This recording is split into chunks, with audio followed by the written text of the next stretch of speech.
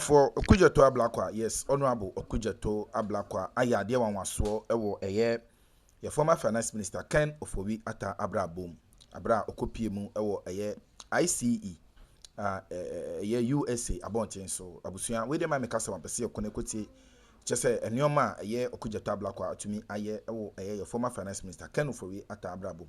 Yenti emra sese had aso ye be media jechabu se be so say best subscribe like na wabo aso share ma for person beti no anya bi eti yedase komona na ye sha ase no. Ken Ofori Atta is the topic of the day, and I say it's the trending issue because Ken Ofori Atta Ghana for air pursue ne dada na abusua analysis ni yenkoi I daily update TV so na ahwe na subscribe abusua deputy attorney general din komo bi o TV3 o cancer afredo cancer na tena dwuma ne key point abusua komo ni nyina na ma say attorney general be press conference not less than, let's say, last year more somewhere close to the end of the year din komo bi say say more formally or petition US with extradition request about Ken Ofori Atta na same side din komo bi say Ofori Atta nature ya chini na they are involved into fast forward the day into say they are involved first and foremost no yen go tie wa bra attorney general year press conference na oka extradition request once na yen toa nsem no so. I mean, extradition will not take place if you cannot show by your extradition packet, that is the request that you have sent to the US, that the one that I have sent to the US, that is there is sufficient evidence, okay, to come to a conclusion, I mean a reasonable conclusion that a crime has been committed, even though you still have the burden to prove that crime beyond reasonable doubt, right? Extradition may not be granted. So the basic point I want to make is that yes, the principle of reciprocity applies, okay, and I would have been very happy to hand over Abutrika as I have done, okay, and then get Ofori Atta quickly in return, all right? But usually, the extradition proceedings take place in a court of competent jurisdiction. In our case, that is the district court, all right? In the US, it will also be the federal district court. Now, mind you, the person who is the subject matter of extradition will fight it in court. Okay, so the American authorities won't just take my request and say, here you are, here is Ken Ofori Atta, and then here is, his other accomplished, and you take them, and then they can face trial. It will have to go through court proceedings in the US, all right? And I just got to know,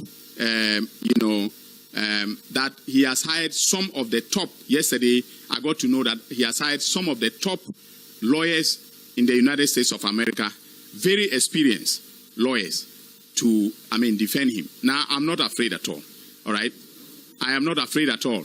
But it means that there's going to be a fight in the federal courts in the US. If the district court says no, he will go to the circuit court, all right? If the circuit court says no, he's entitled to go to the... And to wait, ni communication or chimna, family or petition or more Ofori Atta or Muhianda. According to Sims, I yet ninkomo. A year 2025, Ministry of Foreign Affairs, a year Okudzeto Ablakwa ne down on Aji and our revoke the license or the visa, either the Ghana visa to a year US, a year from Ken Ofori Atta. Your name said 2025 June, 2025 June, na a foreign minister, a year Okudzeto Ablakwa, the son of man. And according to Stream side, Ofori Atta visa no ye June money a J. June money a Ken Ofori Atta visa. Okudzeto Ablakwa being the foreign minister and his ministry no to June 2025 and omoje Ken Ofori Atta visa. Good. No Ken Ofori Atta war brochire nyina no.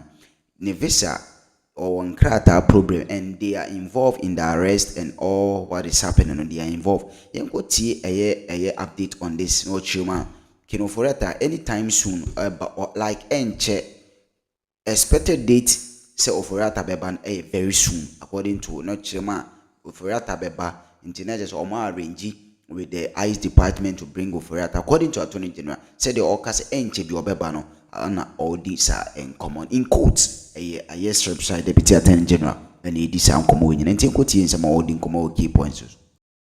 2025, that's last year, his visa got revoked. I know I've seen statements from people who said the visa expired. I see. So as of June 2025, his visa was revoked. Revoked. So it's not a question of expiration of visa. No, so explain that, because there's some information about his visa expiring in February 2026. That's 14 February.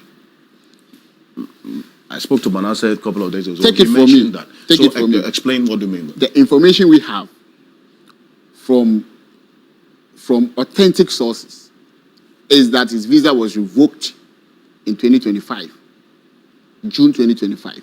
So he's been living in America without a visa, let me put it that way, for all this while. Since June 2025? That is the information we have. His visa was revoked? Yes.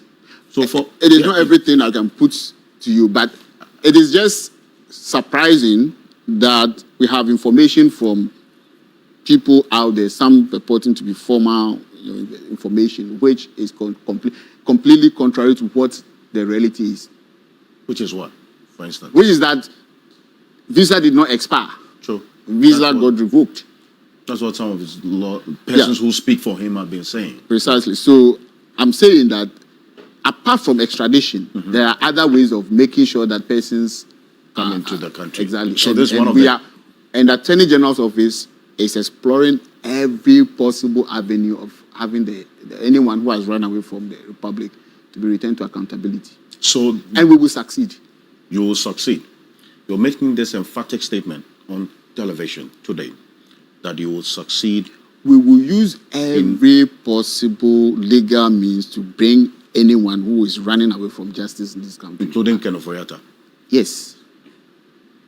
Did his detention at the Virginia Center, have anything to do with you, the Attorney General's office?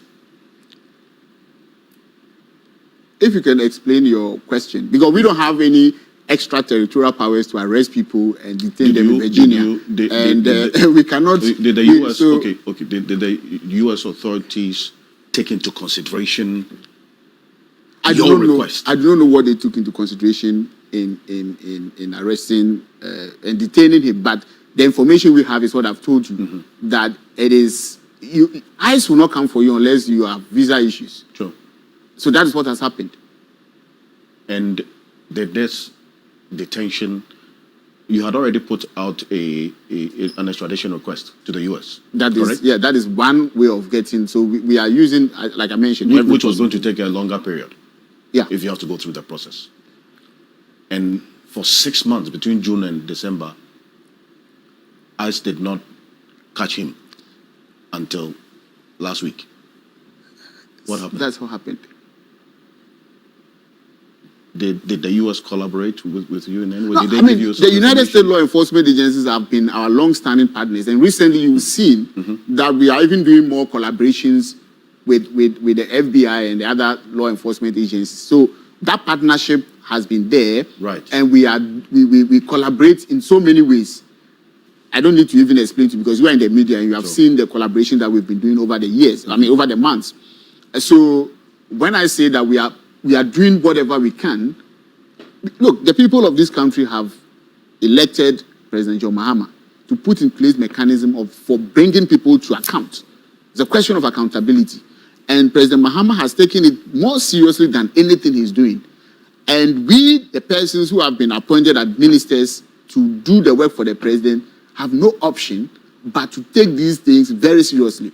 And there will not be anything that will leave, any stone that will leave unturned in achieving the goal. And that's what I'm telling you, that if anyone thinks that running away to another country would be a solution to a channel or a path to refuse or to refuse to subject himself to accountability, well, not under this government, we are going to do everything within our powers, which the law allows us to do, to bring anybody back to this country.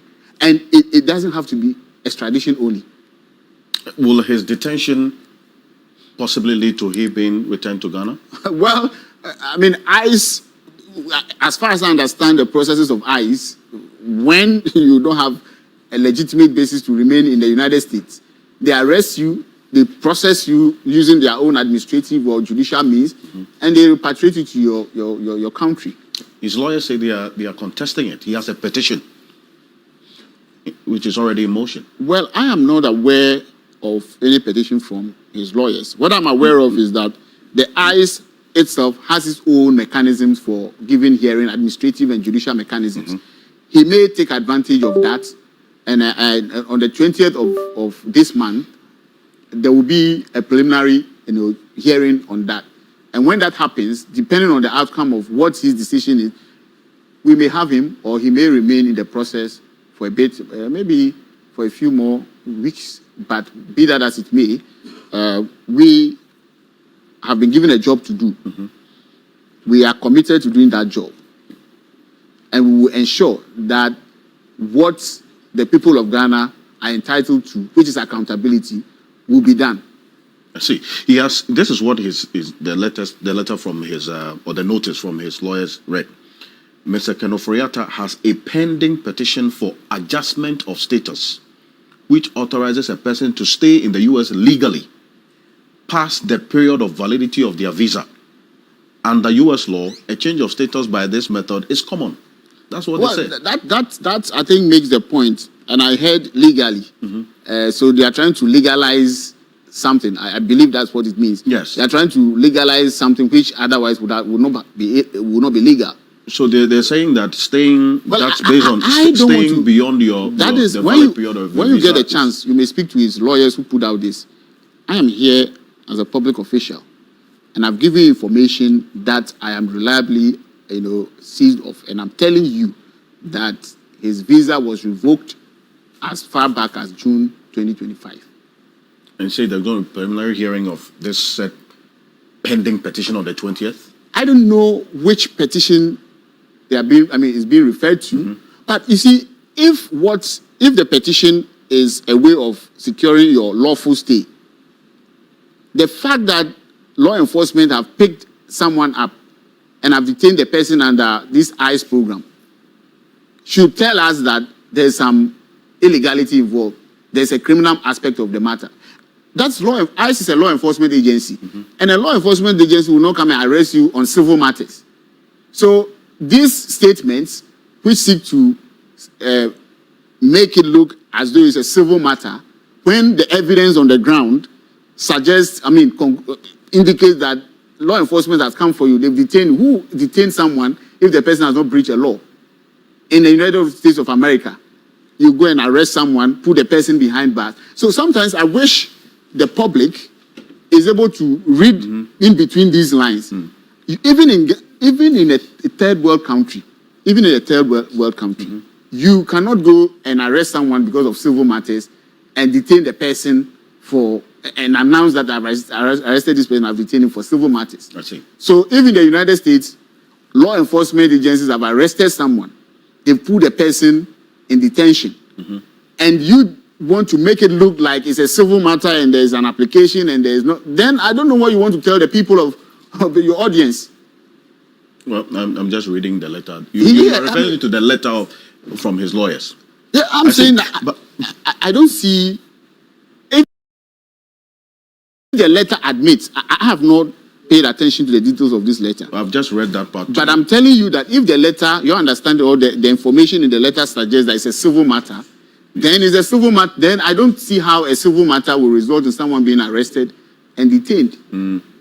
I see. This adjustment of status, did you get that information earlier that he was trying to seek permanent stay in the United States? Because that has been suggested. I am not aware of any information to that effect that is trying to seek permanent stay. And if you want to seek a permanent stay, that is a civil matter, right? I am purely speaking to the law enforcement issues. So if there is any civil matter somewhere, which somehow that affects this issue, and whether it's normal or not, I am aware of the fact that the former Minister of Finance is in detention by law enforcement agencies in lawful custody. As to what civil entitlements or rights are available or privileges are available to him, when you are in detention, you cannot be in detention for a civil matter. See, can this detention be taken advantage of by you, or do you intend to leverage that to speed up the process of bringing him to Ghana? We are, like I said, we are taking advantage of everything. And it didn't start today. We have been on this from the very moment that we realized that the former minister was out of the country and was unwilling to return, So we have been doing works to make sure that he returns. And that is what we are committed to doing. Including taking advantage of this. So, indeed, of course. No, if you say taking advantage, we are involved. We are actually keenly interested and involved in this. So it's not even about to take advantage of it. One. You've been involved in all of these matters, including... We collaborate with law enforcement agencies from the United States on this matter. I see. Yeah. Interesting.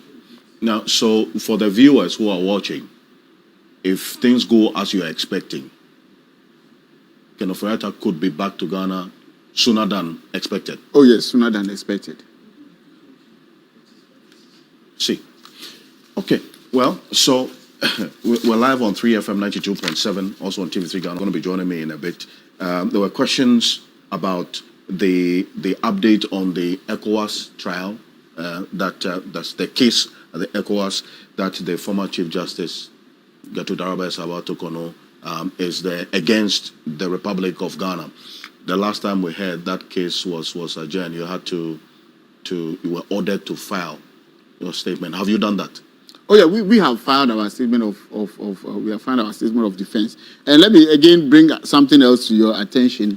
Where sometimes the reportage on these issues could be very interesting. As of 2 weeks ago, the Chief Justice, after we filed our defense, the Chief Justice calls his lawyers to file an amendment to a motion to amend her original case. We decided that we are not going to make public, commentaries on some of these things. But I could understand if we were amending our case, I believe it would have been a big news that we are amending our case. Yes. And our case is weak. And we are seeking to remedy, as Atta will put it, an anemic, case. But we decided that we won't comment on some of these things because when the matter is in court, we expect the process to remain within the court and we work with that. I see. But then, if you say you're going to work with when is this case next expected to be called next? So we don't have a date for the hearing of the motion to amend the original case. If we get a date, we would inform.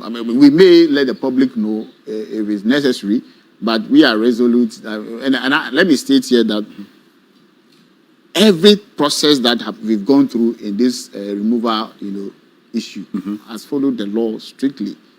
And the court rulings both in Ghana and the ECOWAS are attesting to this fact that we so far we've not even one we've had about so many objections raised to this process in court, and they've all been determined in our favor, not just in Ghana but also in the ECOWAS court as well. So we don't have any fear that we follow the law and that anything will be overturned in that regard. I see.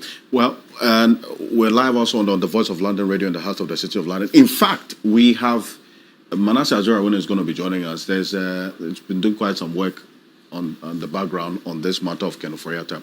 But this was the last update that the Attorney General gave at the press conference. My guests joining me right now, together with the Deputy Attorney General, who's been giving some very, very important information in the interest of the public regarding some of the issues that are at play right now. Take a listen to the Attorney General of that press conference. My guests will be joining me right now. On December 10, 2025, my office transmitted the complete request to the Ministry of Foreign Affairs for onward transmission to the competent authorities in the United States of America. That is, in this case, the Department of Justice of the United States. At this point, it is left to the American authorities, especially the judicial authorities, to make a determination on whether a sufficient basis exists for the two accused persons to be to stand trial. Basically, what I want Ghanaians to know is that this government is committed to accountability. And the government has taken the requisite steps that are legally required for the Honorable Ken Ofori Atta and Ernest Dakun Akore to be extradited to Ghana, to be brought to Ghana to face justice. As I indicated earlier, it is now left to the judicial authorities in the United States to assess the entire package that we have presented to find out whether there is sufficient basis for him to.